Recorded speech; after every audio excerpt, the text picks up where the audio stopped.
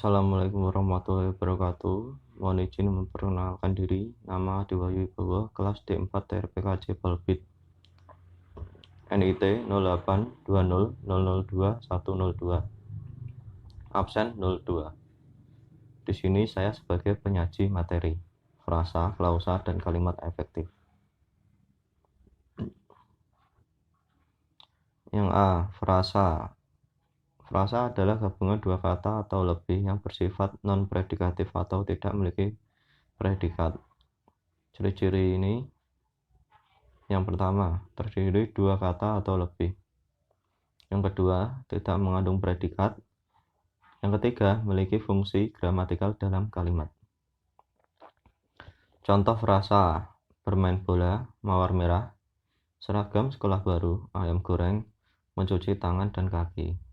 Contoh frasa di atas, setiap gabungan kata yang terbentuk memiliki makna, tapi tidak bisa menjadi kalimat karena tidak adanya hubungan antara subjek dengan predikat. Berdasarkan ciri frasa, frasa memiliki fungsi gramatikal dalam sebuah kalimat. Maksudnya gimana? Misalnya, kita ambil beberapa contoh frasa, yaitu yang pertama, dua orang anak, yang kedua, sedang membaca, yang ketiga, buku cerita. Ketiga frasa tersebut memiliki fungsi. Dua orang anak berfungsi sebagai subjek, sedang membaca berfungsi sebagai predikat, dan buku cerita sebagai objek. Bila ketiga digabungkan, maka akan membentuk sebuah kalimat. Contoh frasa dalam kalimat. Contoh pertama, dua orang anak sedang membaca buku cerita. Dua orang anak sebagai subjek, sedang membaca sebagai predikat, buku cerita sebagai objek. Contoh kedua, anak itu berlari kencang. Anak itu sebagai subjek, berlari kencang sebagai predikat. Contoh ketiga, sore ini paman dan bibi akan datang.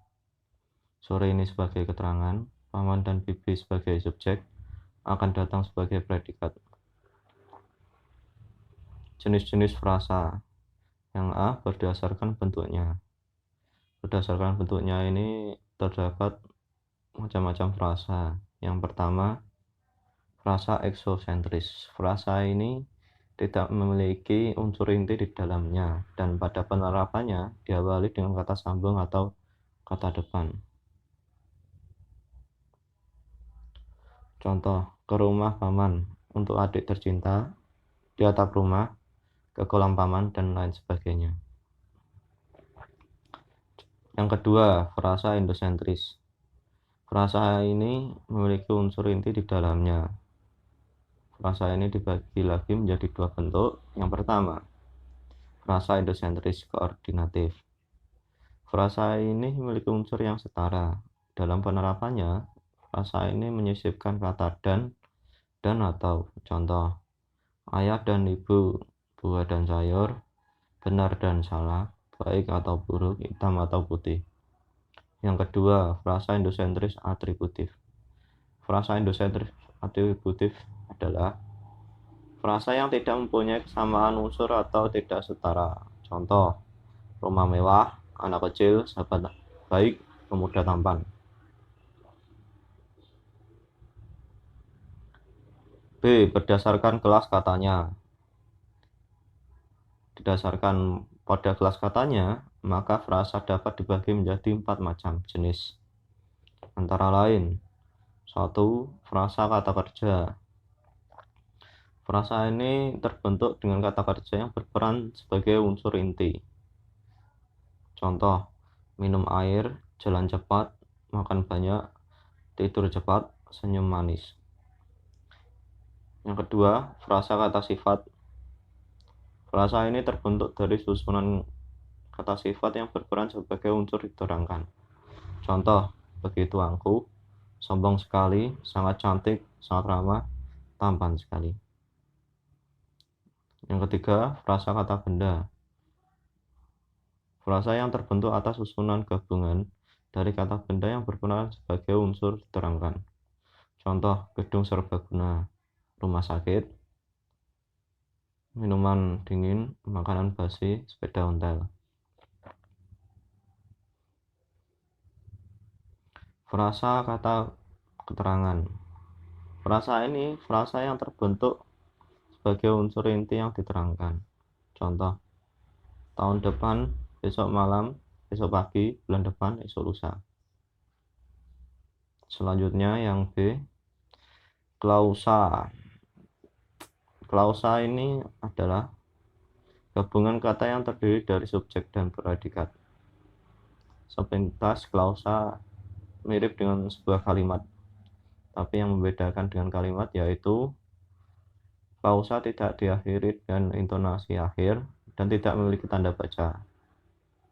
Intonasi akhir yang dimaksud ini bisa berupa intonasi tanya, perintah, maupun berita. Ciri-ciri klausa. Yang pertama, tidak memiliki intonasi akhir di dalamnya. Yang kedua, tidak memiliki tanda baca di dalamnya karena kedudukan yang lebih rendah dari kalimat. Contohnya, kakek berolahraga, adik belajar, kakak membaca. Selanjutnya, klausa inti. Klausa yang memiliki makna di dalamnya dan dapat berdiri sendiri. Klausa ini memiliki kedudukan sebagai induk kalimat jika berada pada kalimat majemuk. Contoh klausa inti dalam kalimat.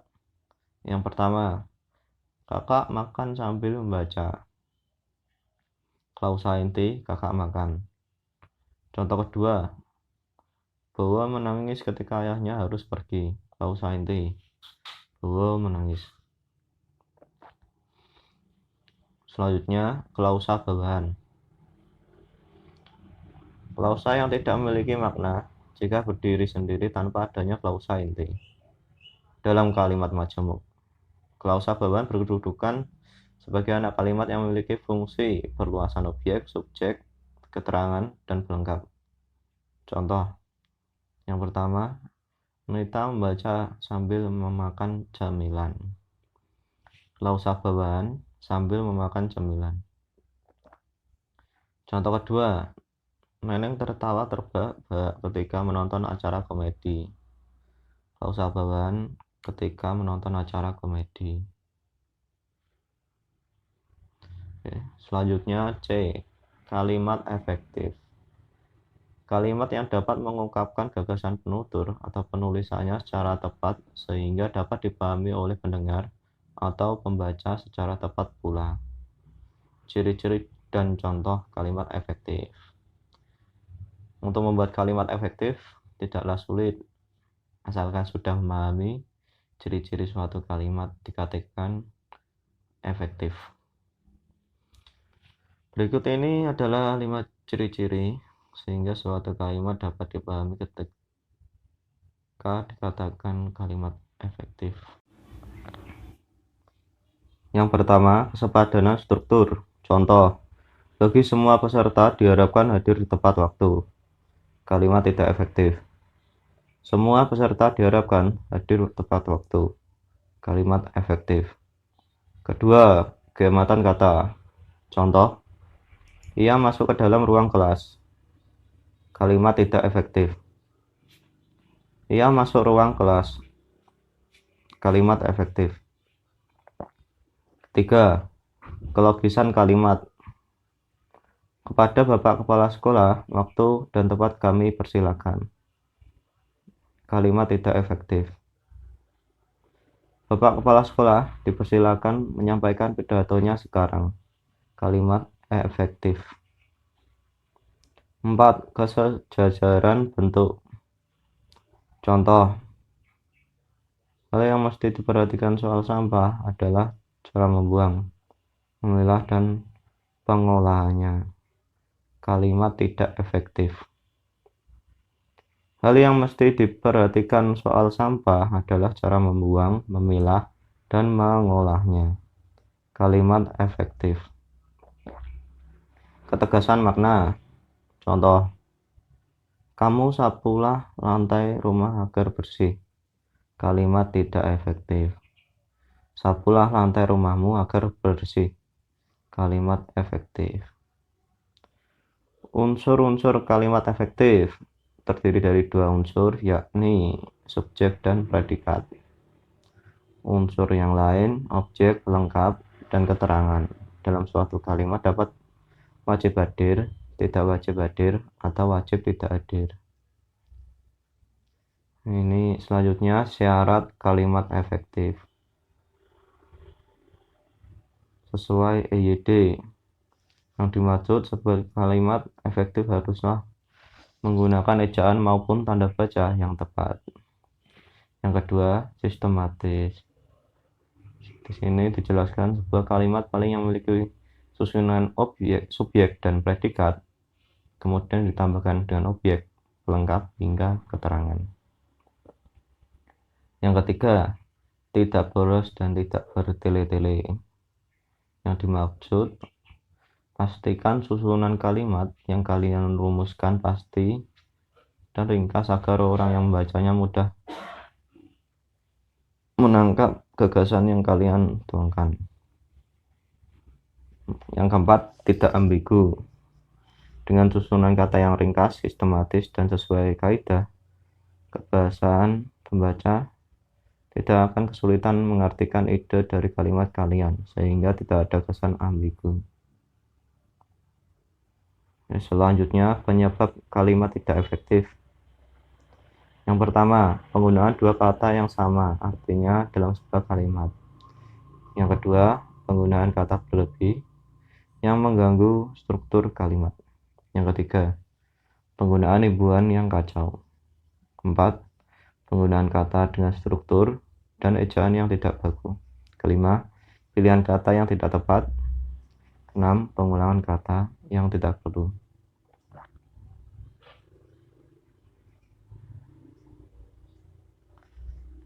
Sekian, terima kasih dari presentasi yang saya jelaskan. Assalamualaikum warahmatullahi wabarakatuh.